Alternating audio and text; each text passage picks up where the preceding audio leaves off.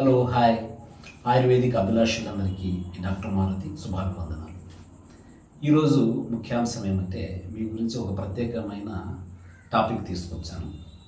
ఇది అందరూ సఫర్ అవుతున్న మామూలు విషయమే, కాకపోతే దీని గురించి మీరు కరెక్ట్గా తెలుసుకోగలిగితే ఈజీగా ఆ ప్రాబ్లమ్స్ని సాల్వ్ చేసుకోవచ్చు. ఏమి ఈరోజు ముఖ్యమైన విషయం అంటే స్ట్రెస్ గురించి చెప్పబోతున్నాను. ఏం స్ట్రెస్ అంటే మానసిక ఒత్తిడి. ఎందుకు వస్తుంది ఈ మానసిక ఒత్తిడి స్ట్రెస్ ద్వారా ఎన్నో రకాలైన వ్యాధులు ఉత్పన్నమవుతాయి. మనిషి చాలా ఇబ్బందులు గురవుతారు. అవసరమైంది అవసరమే లేదు. హౌ టు ఓవర్కమ్ స్ట్రెస్, ఇది ఈ అన్ని టాపిక్స్లో చెప్పుకుంటూ వెళ్తాను. కాకపోతే ఈ స్ట్రెస్ అనేది ఎలా వస్తుంది, ఎందుకు వస్తుంది అని మీరు తెలుసుకోవాలి. ఎగ్జాంపుల్ తీసుకుంటే ఒక స్టూడెంట్కి స్ట్రెస్ గురించి చూసుకోదాం. స్టూడెంట్ ఏం చేస్తాడు, 9 గంటలకి స్కూల్లో కాలేజీ ఉందనుకోండి, 8కి లేచి వెళ్తే అది వెళ్ళేది ఒక దారి ఒక 2-3 కిలోమీటర్స్ ఉందనుకో, అప్పుడు చాలా స్ట్రెస్ ఫీల్ అవుతాడు. అయ్యో నాకు టైం అయిపోయింది వెళ్ళాలా అని చెప్పి అది ఒక స్ట్రెస్ అయ్యి. అదే అతనే 6 గంటలకు లేచి 7కి రెడీ అయిపోతే టూ మచ్ ఆఫ్ టైం ఉంటుంది అతనికి. అక్కడ స్ట్రెస్ ఫీల్ కాదు. అది కరెక్షన్ చేసుకునే విధానం కూడా అతనిలోనే ఉంటుంది. అదే స్టూడెంట్ ఎగ్జామ్ టైం వచ్చినప్పుడు ప్రిపరేషన్ స్టార్ట్ చేస్తే స్ట్రెస్ ఎక్కువైపోతుంది. వాళ్ళు కానీ వాళ్ళ పేరెంట్స్ కానీ ఎందుకు ఇంత స్ట్రెస్, అయ్యో ఎంత కష్టపడి చదువుతారు అనుకుంటారు. అది తప్పు. డైలీ ఒక 2 అవర్స్ రెఫర్ చేస్తే అది స్ట్రెస్ తీసుకునే అవసరమే లేదు. Exam nothing. 6 సబ్జెక్టులు లేదా 10 సబ్జెక్టులు ఉన్నా కూడా డైలీ 2 అవర్స్ చదివితే అన్నీ కవర్ అవుతాయి. అలాగా స్ట్రెస్ అనేది వాళ్ళ మేనేజ్మెంట్లో ఉంది, టైం మేనేజ్మెంట్లో ఉంటుంది.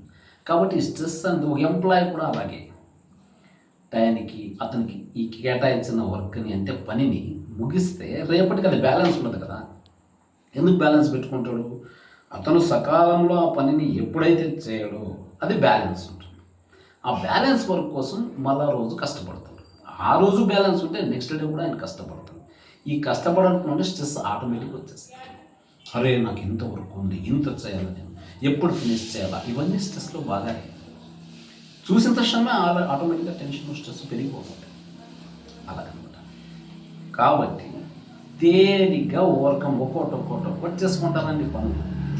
ఎందుకు? రెగ్యులర్ టైం టేబుల్ ఫిక్స్ చేసుకొని నువ్వు ఈ టైం లోపల ఈ పనులు నాకు పెండింగ్ ఉంటాయి ముగించుకో. అది నీ రెగ్యులారిటీ డిసిప్లిన్ మీద ఆధారపడు. అంతే సింపుల్. స్ట్రెస్ ఎందుకు వస్తుంది? సుపీరియర్స్ ఒత్తిడి పెట్టినా లేకపోతే ఎవరు పెట్టినా కూడా ఆ స్ట్రెస్ని ఓవర్కమ్ చేసుకునే విధానం మీ చేతుల్లోనే ఉంటుంది. కాబట్టి అబ్జర్వ్ చేయండి, ఏ సన్నివేశంలో ఏ విభాగంలో స్ట్రెస్ నీకు ఎక్కువ అవుతుంది. స్టూడెంట్ అయితే హోంవర్క్లోనా, లేకపోతే ఎగ్జామ్ స్ట్రెస్సా, లేకపోతే అర్థం కాకుండా స్ట్రెస్సా, ఏది? Should notice your stress point. అలాగా దాన్ని నోటీస్ చేసుకోగలిగితే నీకు ఓవర్కమ్ చేసుకునే శక్తి వస్తుంది. ఇక ఎంప్లాయ్ అయితే ఎక్కడ ల్యాక్ అవుతాను, ఏ విభాగంలో నేను స్ట్రెస్కు లోన్ అవుతున్నాను, ఎప్పుడు నేను రిలాక్స్ కావాలా, మధ్యలో గ్యాప్ కనీసం 10 మినిట్స్ 15 మినిట్స్ తీసుకొని స్ట్రెస్ని ఓవర్కమ్ చేయొచ్చు. చాలా పద్ధతులు ఉంటాయి. కాకపోతే నీవు you should notice first area of the stress. ఎక్కడ ఏ సమయంలో స్ట్రెస్ గురవుతాను, ఎందుకు గురవుతాను, తప్పెవరది, సుపీరియర్స్దా లేకుంటే మనదా? అర్థమవుతుందా? ఎదుటి వ్యక్తి నీకు ఎంత స్ట్రెస్ పెట్టినా, మానసిక ఒత్తిడి చేసినా నువ్వు తట్టుకొని ఓవర్కమ్ చేసుకొని మేనేజ్ చేసుకునే తెలివి సామర్థ్యము నీకు ఉండాలి. అప్పుడు ఎటువంటి వాళ్ళు 100 మంది స్ట్రెస్ పెట్టినా నువ్వు ఒక్కడే ఫేస్ చేయగలవు. ఇది తెలుసుకోవాలి ఫస్ట్. ఇది తెలియకపోయినప్పుడు నిన్ను ఎవరు బాగా చేయలేరు. నిన్ను నువ్వు కాపాడుకోవాలి.